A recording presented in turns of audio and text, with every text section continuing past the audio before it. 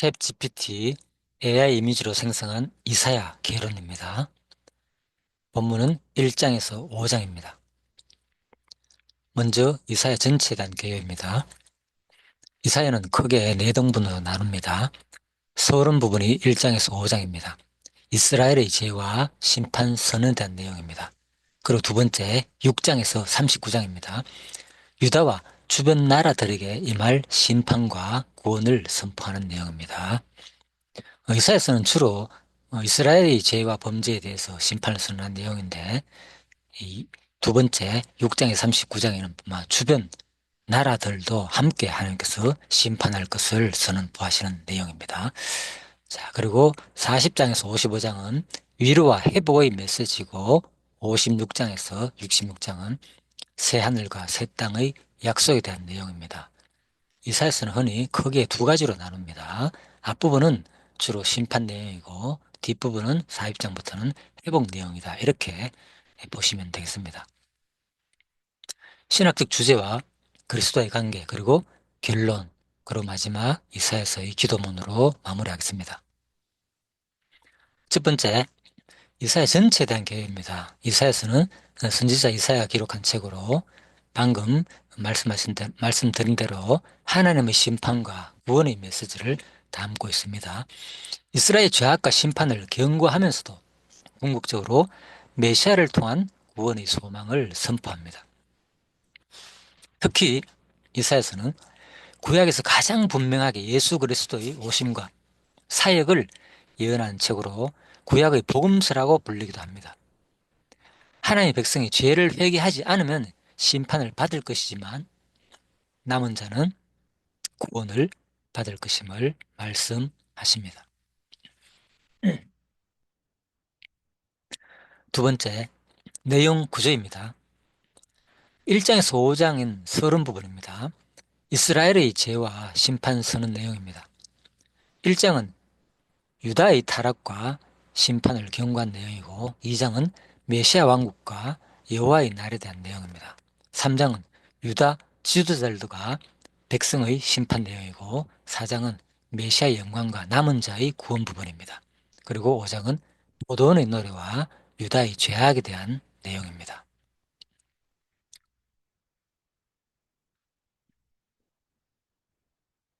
이제 이사야 1장 개론입니다. 이사야 1장은 유다의 타락과 심판에 대한 경고 부분입니다. 먼저 1장 1절입니다.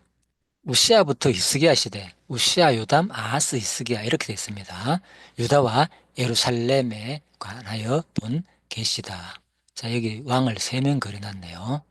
자, 우시아, 요담, 아하스, 히스기야 4명 하는 게 맞겠네요. 이스라엘의 죄악에 대한 하나님의 고발 내용이 1장 2절에서 9절 내용이 나옵니다.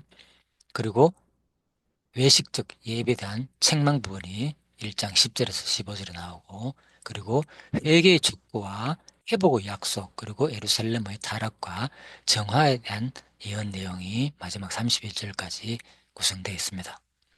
그래서 1장은 유다의 타락과 심판을 경고하시는 말씀이다. 이렇게 보시면 되겠습니다. 정리하자면 이사야 1장은 선지자 이사야의 사역을 여는 서론으로서 유다 백성의 죄악과 하나님께서 그들에게 내리시는 책망을 강력히 선포합니다. 하나님은 그들의 종교의식이 외식적이며 참된 회개 없이 드리는 제사와 예배는 가증하다고 말씀하십니다.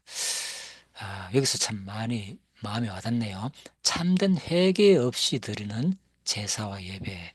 우리의 삶 속에서 참으로 중요하겠죠. 내가 하나님의 백성으로서의 삶을 돌이키지 않는 이 회개의 이 삶이 없이 그냥 제사와 아무리 예배를 잘 드린다 해가지고 참 우리는 가정할 수밖에 없다는 것입니다.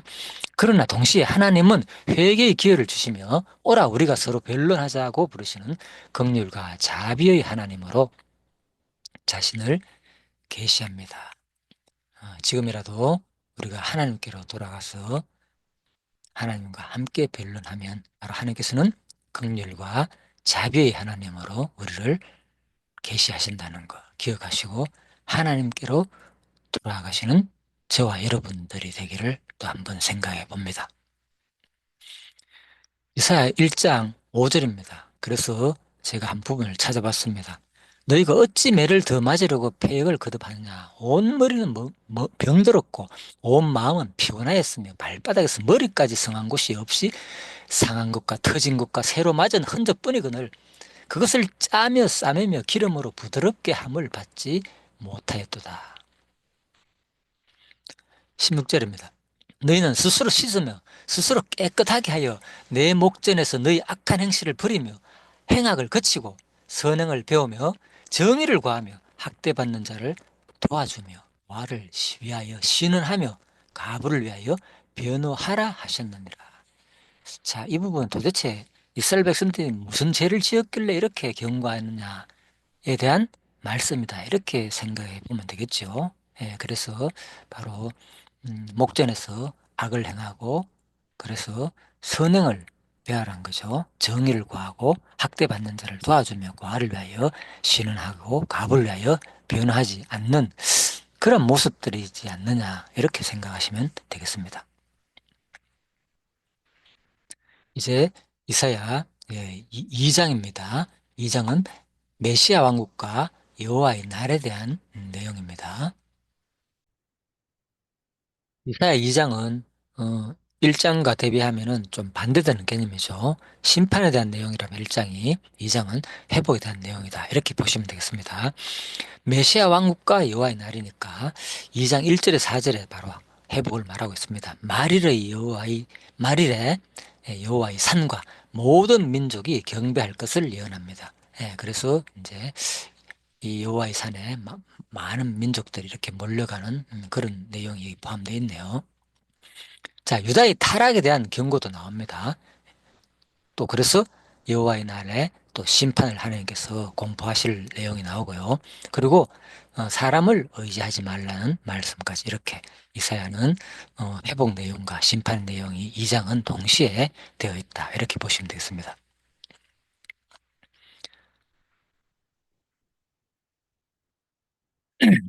2장에 대한 자, 정리입니다.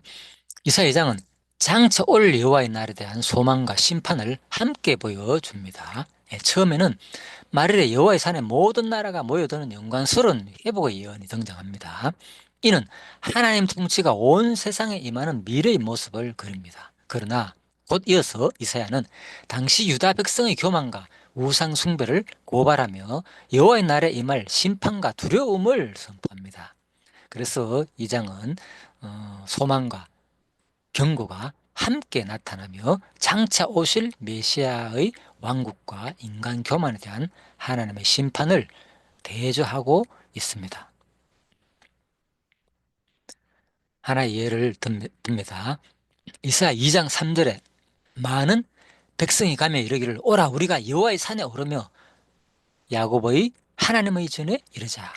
그가 그의 길을 우리에게 가르치실 것이라. 우리가 그 길로 행하리라 하리니 이는 율법이 시온에서부터 나올 것이요 여호와의 말씀이 예루살렘에서부터 나올 것임이니라. 이제 이사야 3장입니다. 유다 지도자들과 백성에 대한 심판 내용입니다. 먼저 유다에 대한 심판을 선언하고요. 그리고 어린아이 같은 통치자들로 인해 혼란스러운 모습을 말해줍니다. 그리고 예루살렘과 유다의 몰락에 대한 원인을 밝히고 그리고 재판과 심판의 날을 말씀합니다. 또한 교만한 시온의 여인들에 대한 심판도 있을 것을 분명히 밝히고 마지막 결과는 뭐냐? 바로 슬픔과 황폐하게 될 것을 예언하는 내용입니다. 이사야 3장을 정리하면 이사야 3장은 유다의 지도자들과 백성의 교만과 타락, 특히 불의한 통치자들과 사치스러운 여성들에 대한 하나님의 심판을 선포합니다. 전체적으로 사회적 혼란과 하나님의 공의로운 개입이 강조됩니다. 이사야 3장 대표 구절입니다.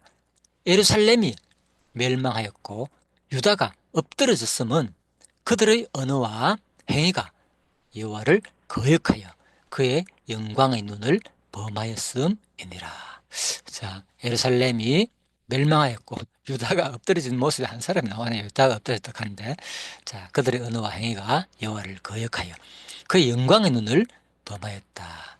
여기 이제 영광의 눈이 이렇게 바라보고 있네요. 자, 이 모습은 바로 뭡니까? 바로 사람들이 하나님이 이렇게 지켜보시는 것을 모르고 결국 하나님의 말씀을 어기고 여호와를 거역하였다. 그런 이미지로 생성한 것 같습니다.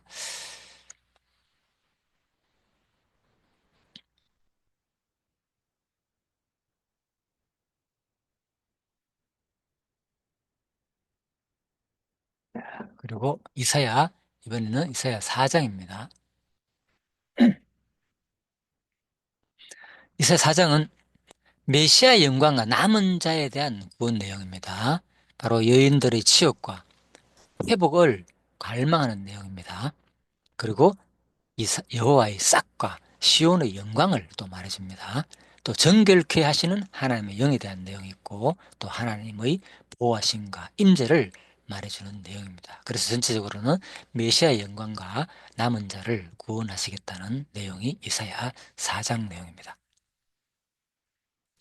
4장을 정리하면 이사야 4장은 바로 심판 후에 남은 자들에게 임하는 정결함과 하나님의 보호 그리고 시온에 임할 하나님의 영광을 예언합니다. 예수 그리스도의 임재와 교회의 정결함, 성령의 보호를 예표하는 장면으로 보면 되겠습니다. 대표 구절은 4장 2절입니다. 그날의 여호와의 싹이 아름답고 영화로울 것이요 그 땅의 소산은 이스라엘의 피난한 자를 위하여 영화롭고 아름다울 것이며. 자, 이번엔 이사야 5장입니다. 포도원의 노래와 유다의 죄악에 대한 내용입니다. 계속 1장에서 5장은 그죠? 심판과 회복에 대한 내용이 반복되고 있죠. 자, 5장 내용은 또다시 유다의 죄악을 지적하는 내용입니다. 먼저 5장 1절에서 7절은 여호와의 포도원 노래가 나옵니다. 예, 그래서 이 포도원이란 말은 다름이 아니라 이스라엘 백성을 비유하는 거죠. 그들이 결국은 이스라엘 나라인데 백성이 포도나무고 그래서 이 포도 나라가 결국은 뭡니까? 나무 하나하나가 열매를 맺지 못함을 지적합니다. 그리고 5장 8절에서 23절은 6가지 그래서 화가 있다는 겁니다. 예, 뭐에 대해서? 바로 탐욕의 죄 때문에 그죠? 집을 연결하고 밭을 더하는 자들. 예, 구체적인 예를 들었죠. 그래서 이 탐욕의 죄 때문에 화가 있다는 겁니다. 그리고 쾌락의 죄 때문에 뭐냐? 바로 술과 오락을 즐기며 여호와의 행하심을 생각지 않는 쾌락의 죄. 그리고 거짓과 조롱, 죄를 끌며 하나님을 조롱한다는 겁니다. 그리고 도덕적 전도됐다. 악을 선하다 하며 선을 악하다 하는 자들. 그리고 자기 지혜를 자랑하는 자들. 스스로 지혜롭다 여기는 자들. 또 불의와 부패에 대한 내용. 술에 능하고 뇌물을 받는 자들. 자, 이런 자들이 바로 전부 다 뭐가 있다? 화가 있다고 선언한 내용이 5장 8절에서 23절 내용입니다. 그리고 마지막 5장 24절에서 30절 내용은 하나님의 진노와 그래서 결과적으로 심판을 선언하는 내용이 이사야 5장에 대한 내용이 되겠습니다. 5장을 정리하자면 바로 포도원의 노래와 유다의 죄악 부분입니다. 그래서 이사야 5장은 하나님께서 이스라엘을 포도원처럼 돌보셨지만 그들이 악한 열매를 맺고 심판의 화를 자초한 것을 그리는 장입니다. 여기 포도나무가 있죠. 그런데 열매를 제대로 맺지 못했다는 거죠. 예, 그래서 하나님의 심판, 화를 자초한 내용이다. 포도의 노래와 함께 6가지 그래서 화가 있다는 거죠. 그리고 하나님의 진노가 임박했음을 보여주는 강력한 강렬한 메시지가 담고 있는 게 바로 이사야 5장이었습니다. 이제 대표 구절을 하고 자 넘어가겠습니다. 이사야 5장 7절입니다. 무릇 만군의 여호와의 포도원은 이스라엘 족속이요 그가 기뻐하시는 나무는 유다 사람이라. 그들에게 정의를 바라셨더니 도리어 포악이요 그들에게 공의를 바라셨더니 도리어 부지점이었도다. 예, 여호와의 포도나무가 이스라엘 족속을 비유하죠. 그리고 또 나무는 유다 사람이다. 그런데 그들이 전혀 열매를 맺지 못했다는 것을 지적하는 내용입니다. 자, 1장에서 이사야 5장까지 신학적 주제입니다. 반드시 하나님은 죄에 대해서 심판하시는 분을 말하고 있습니다. 유다 백성은 하나님을 떠나 우상을 숭배하고 도덕적으로 타락했으며 지도자들은 정의를 무너뜨렸습니다. 그 결과 하나님의 심판이 임하는 내용입니다. 두 번째, 외식적인 신앙의 무가치를 말합니다. 유다는 제사와 절기를 지켰지만 마음이 하나님을 떠났기에 하나님께서는 그들의 예배를 거부하십니다. 중심을 보시는 하나님을 많이 강조하죠. 구약이나 신약이나. 세 번째, 여호와의 날과 하나님의 심판을 말합니다. 마지막 때에는 하나님만이 높임을 받으시며 교만한 자들은 낮아질 것임을 말합니다.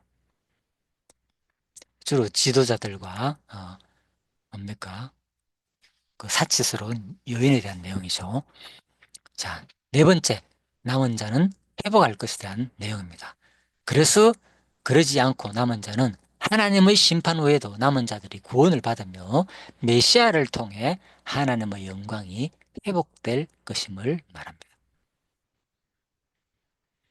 이제 이사야 1장에 대한 그리스도의 관계 내용입니다. 이사야 1장은 인간의 죄악과 하나님의 심판을 강조하지만 동시에 회개하고 돌아오는 자들에게 구원을 약속하십니다.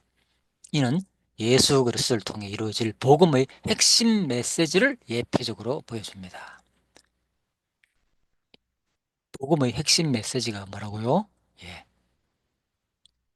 인간의 죄악 때문에 반드시 하나님의 심판이 있지만 반드시 회개하고 돌아오는 자들에게는 구원이 있다는 것이 바로 복음의 메시지죠. 그리스도 안에서 우리는 죄사함과 새 생명을 얻고 참된 예배자로 그래서 살아야 한다는 것입니다. 자, 이사야 2장과 그리스도의 관계입니다. 이사야 2장은 장차 그리스도께서 세우실 하나님 나라와 평화의 왕국을 예표합니다. 또한 교만한 자들은 낮아지고 오직 여호와께서 높임을 받으실 것을 선언하며 그리스도의 재림과 심판을 예시합니다. 그러므로 우리는 세상의 어떤 것들을 버리고 그리스도 안에서 겸손히 하나님을 섬겨야 합니다. 이사야 3장에 대한 그리스도와의 관계 내용입니다. 이사야 3장은 인간의 타락과 그로 인한 하나님의 심판을 보여주지만 궁극적으로 바로 이 부분은 참된 왕이신 그리스도께서 오셔서 공의로 다스리시고 신부된 교회를 정결하게 하실 것을 예표적으로 보여줍니다. 따라서 우리는 그리스도를 믿고 그분의 통치에 순복해야 할 것입니다. 이사야 4장과 그리스도의 관계입니다. 이사야 4장은 심판 이후 남은 자들에게 임할 하나님의 영광과 보호를 예언하며 이를 통해 예수 그리스도를 예표적으로 나타냅니다. 예수님은 신랑 되시며 거룩한 남은 자들을 깨끗하게 하시고 하나님의 임재로 우리를 보호하시는 분입니다. 그러므로 우리는 그리스도 안에서 거룩함을 힘쓰며 그분의 보호하심을 신뢰해야 하겠습니다.